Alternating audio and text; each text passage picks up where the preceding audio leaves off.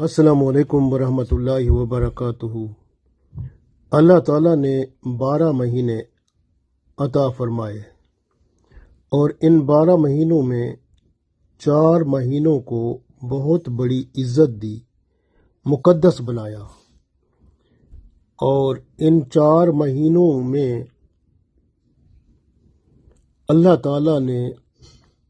بہت بڑی رحمت رکھی کہ جو شخص ان 4 مہینوں میں کوئی نیک عمل کرے گا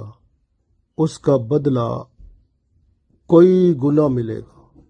یعنی بہت بڑا اجر و ثواب پائے گا۔ اور جو ان 4 مہینوں میں برائی کرے گا، گناہ کرے گا، لڑائی جھگڑا کرے گا، فتنہ فساد ڈالے گا، ظلم و ستم کرے گا اور قتل و غارت کرے گا، وہ بہت بڑا نقصان اٹھائے گا۔ یہ 4 مہینے کون سے ہیں؟ غور کریں تو پتہ چلتا ہے یہ 4 مہینے ہیں ذی-القعدہ، ذوالحج، محرم اور رجب۔ یہ 4 مہینے ہیں۔ ان 4 مہینوں میں 3 مہینے تو اکٹھے آتے ہیں، یعنی ذی-القعدہ، ذوالحج اور محرم، لیکن ایک مہینہ رجب جو ہے وہ پیچھے ہے۔ شوال، ذی-القعدہ، ذوالحج، دیکھیں محرم، صفر، ربیع الاول، ربیع الثانی، جمادی الاول، جمادی الثانی، پھر رجب آتا ہے، پھر شعبان، پھر رمضان۔ اب ذرا غور کریں کہ اللہ تعالیٰ نے ان مہینوں کو بڑی قدر کیسے دی، بڑی عظمت کیسے عطا فرمائی، اور اس کے پیچھے پس منظر کو ذرا غور کریں، کیونکہ یہ مہینے جو ہیں خاص طور پر 3 مہینے ذی-القعدہ، ذوالحج اور محرم، یہ مہینے اس لیے برکت والے رکھے کہ جو شخص اللہ کے حضور حج کرنے جاتا ہے اب اس کا سفر محفوظ رہے، تاکہ اس کو سفر میں کوئی تنگ نہ کرے، چوری نہ کرے، ڈاکہ نہ ڈالے، اس کے ساتھ لڑائی جھگڑا نہ کرے، وہ پرسکون اپنے مقام پر پہنچ کر حج کے ارکان ادا کر کے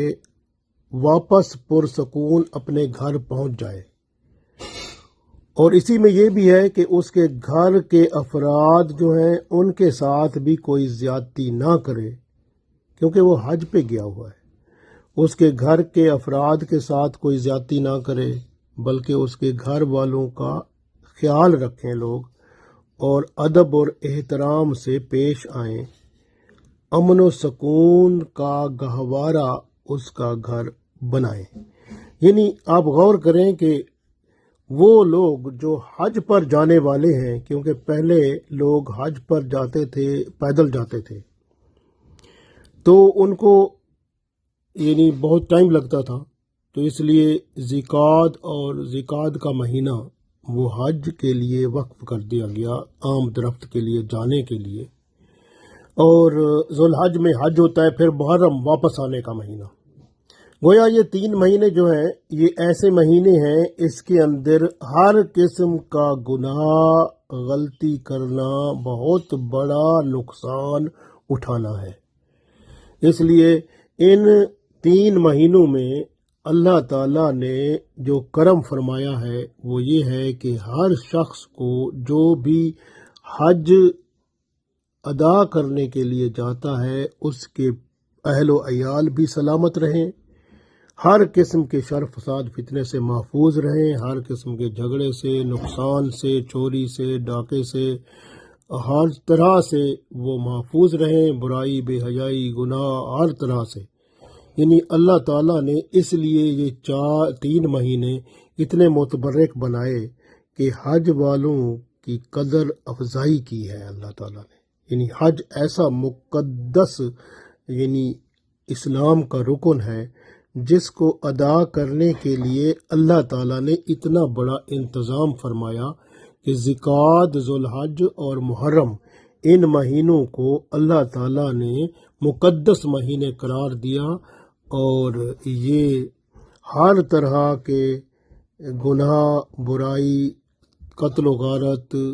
ظلم و ستم، ان سب کو ان مہینوں میں حرام قرار دے دیا۔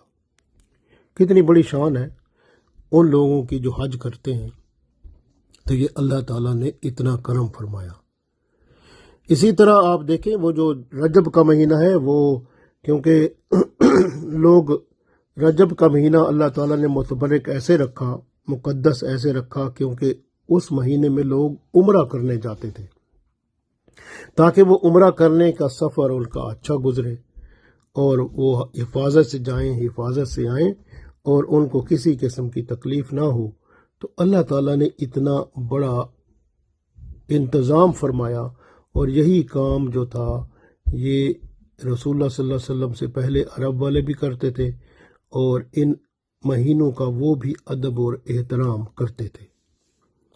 تو یہ مہینے ادب والے مہینے ہیں، بڑے احترام والے مہینے ہیں، اور اس مہینوں میں محرم جو ہے وہ آپ کو پتہ ہے سال کا پہلا مہینہ بھی ہے اور ادب اور احترام والا مہینہ بھی ہے۔ اس لیے محرم میں ہر قسم کی برائی سے اپنے آپ کو بچائیں، اور ہر قسم کے گناہوں سے اپنے آپ کو بچا کے اللہ کے حضور جھک جائیں، کیونکہ رسول اللہ صلی اللہ علیہ وآلہ وسلم فرماتے ہیں کہ استغفار جو ہے وہ اس مہینے میں بہت بڑھ کر قبول ہوتا ہے، کیونکہ یہ مہینہ اللہ کی رحمت کا مہینہ ہے۔